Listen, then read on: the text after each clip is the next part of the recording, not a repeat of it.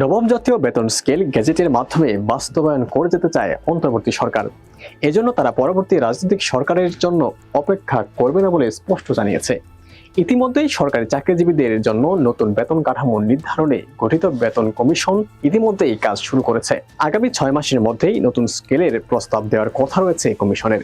স্বাভাবিকভাবেই এখন সবার মনে একই প্রশ্ন, নতুন স্কেলে কত বাড়বে বেতন?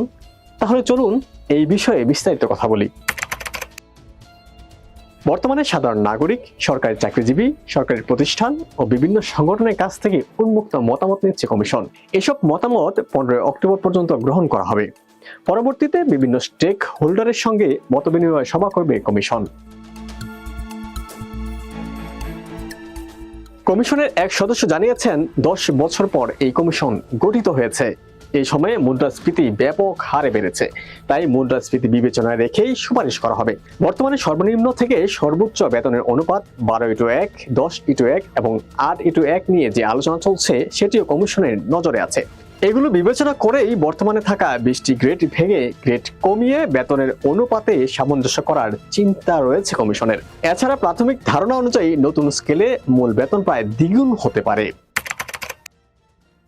সেক্ষেত্রে সর্বোচ্চ প্রথম গ্রেডের বেতন দাঁড়াবে প্রায় 1,56,000 টাকা এবং সর্বনিম্ন 20তম গ্রেডের বেতন 16,500 টাকা হতে পারে।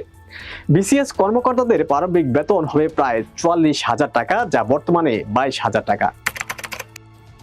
সরকারি কর্মকর্তা ও কর্মচারীদের নতুন বেতন কাঠামো অন্তর্বর্তী সরকারের মেয়াদেই গেজেট আকারে কার্যকর করা হবে বলে জানিয়েছেন অর্থ উপদেষ্টা ডক্টর সালেহউদ্দিন আহমেদ। অর্থ বরাদ্দ চলতি অর্থ বছরে সংশোধিত বাজেটে রাখা হবে, যাতে নতুন পে স্কেল আগামী বছরের মার্চ-এপ্রিল থেকেই বাস্তবায়িত হতে পারে। বাজেট সংশোধন শুরু হবে ডিসেম্বরে, সেখানে নতুন পে স্কেল কার্যকর করার বিধান যুক্ত করা হবে। এদিকে কমিশন মনে করছে, সরকারি কর্মচারীদের নতুন বেতন কাঠামো বেসরকারি খাতের উপর চাপ সৃষ্টি করতে পারে, কারণ বর্তমানে বিনিয়োগের পরিস্থিতি খুব দুর্বল। এছাড়া পে কমিশন সিদ্ধান্ত নিয়েছে, গবেষণায় সম্পৃক্ত বিশ্ববিদ্যালয়ের শিক্ষক, চিকিৎসক, প্রকৌশলী, বিজ্ঞানী ও গবেষকদের জন্য নতুন বেতন কাঠামোতে বিশেষ ভাতার সুপারিশ করা হবে।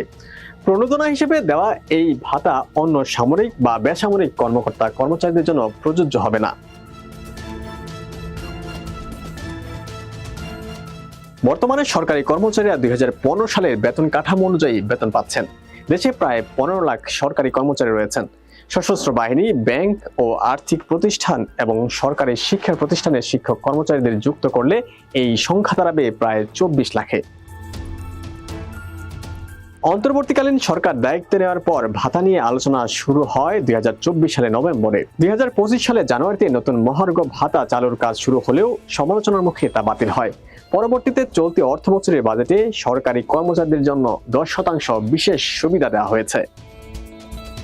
2025-26 অর্থ বছরে সরকারি কর্মচারীদের বেতন ভাতার জন্য 84,684 কোটি টাকা বরাদ্দ রাখা হয়েছে, যা আগের অর্থ বছরে 82,977 কোটির তুলনায় বেশি।